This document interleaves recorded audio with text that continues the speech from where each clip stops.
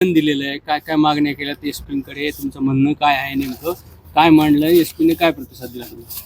माझी मागणी एवढीच आहे की समजा माझ्यावर जे आरोप लागले तर आणि जरांगे पाटील जे समजा बोलते तर माझं एवढंच म्हणणं आहे की आमच्या दोघांचे पण नार्को टेस्ट करण्यात येईल. जेवढ्या चौकशात CBI असेल, नार्को टेस्ट असेल, SIT असेल, ED असेल, ह्या साऱ्या चौकशा लावण्यात याव्यात. ह्याच्यात जर मायावर जर काय गुन्हा सिद्ध झाला तर मी ती शिक्षा भोगायला तयार आहे, आणि जर नाही गुन्हा सिद्ध झाला तर मग ह्याचे परिणाम त्यांना भोगावे लागतील.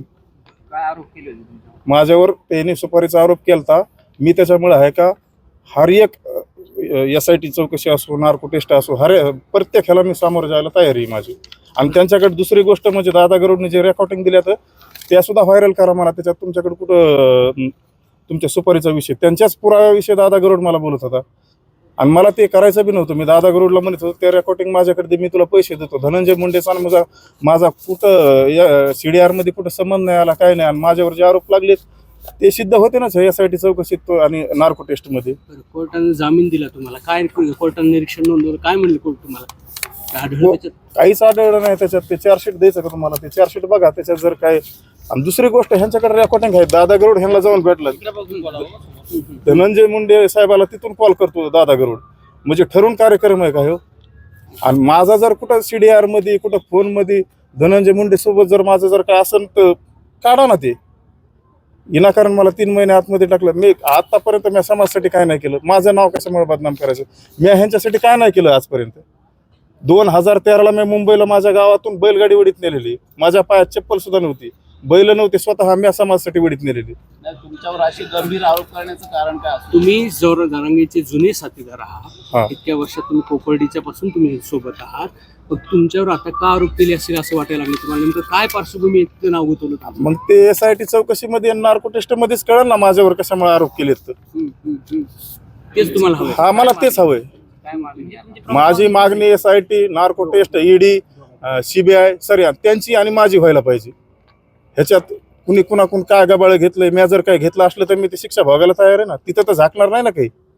मी जर कुणाचे 2-5 रुपये घेतले असले तर मी सिद्ध होईन त्याच्यात. त्याने घेतले असले तर ते सिद्ध होते ना. कुणी गबाळ घेतले असून त्या शिष्टमंडळामधले निघल ना, एक त्या चौकशीत निघल कुणी काय घेतलंय काय नाही. ते झाकण्यासाठी हे प्रकरण घडवलं का? आणि ते झाकण्यासाठी मला काय माहीत झालं तर त्याच्यामुळे मला गुंतविलं. आणि काय सिद्ध झालं ह्याच्यात गुंतून?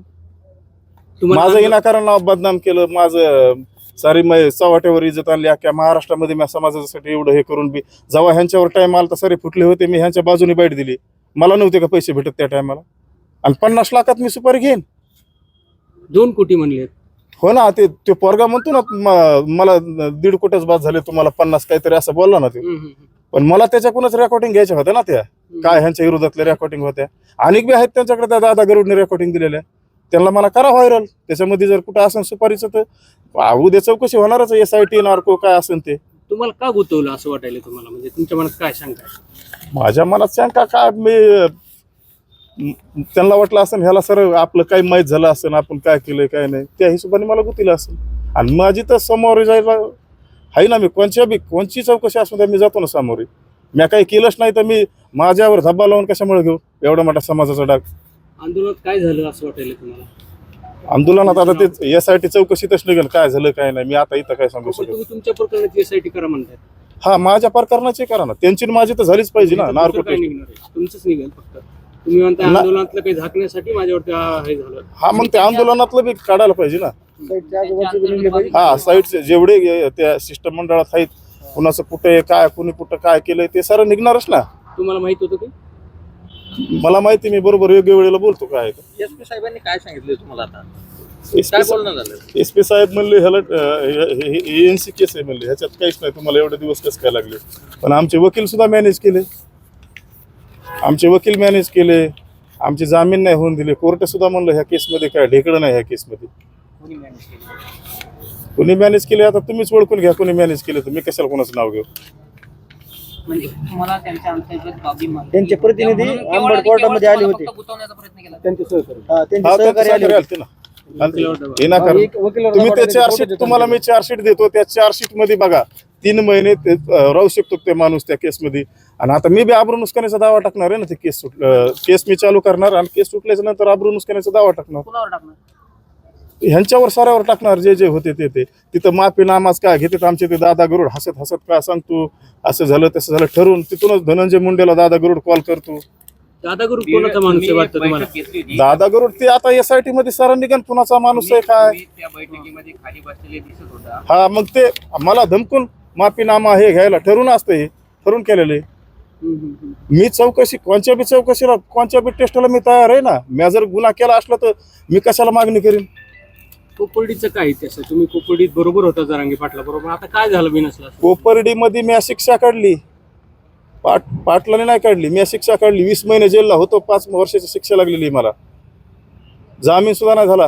ह्यांनीच सांगितलं कोर्टामध्ये मारा असं तर ते सुद्धा प्रूफ आहे. हे काय म्हणले तुम्ही जर पोरा हो नारायणगडाचा कार्यक्रम कॅन्सल होईल, तुम्ही जर नाही मारलं तर मी फाशी घेईन, हे म्हणले होते का नाही. ते बी नार्को टेस्टमध्ये येईल आणि SIT मध्ये ते सुद्धा येईल. मी लय मोठा काढणार. मी आज 2 दिवसांनी बोलतो तुम्हाला. तुम्ही जरांगे पाटला बरोबरच गेला होतात ना कोपर्डीला, काय झालं होतं? पाटील कुठे जेलला होते? मी जेलला होतो.